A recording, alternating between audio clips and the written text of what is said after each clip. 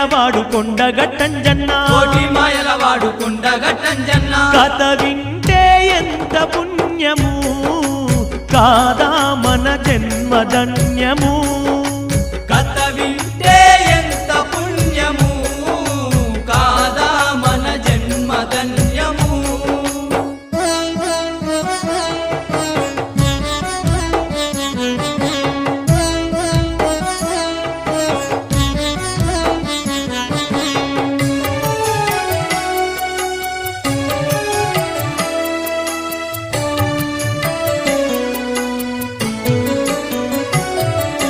పరమశివుని యొక్క 11వ అవతారం భక్తుల పాలిట ఇది ఎంతో వరము ముక్తిని కలిగించే శక్తి స్వరూపుడు భక్తిని చాటిన శ్రీరామ భక్తుని భక్తిని చాటిన శ్రీరామ భక్తుని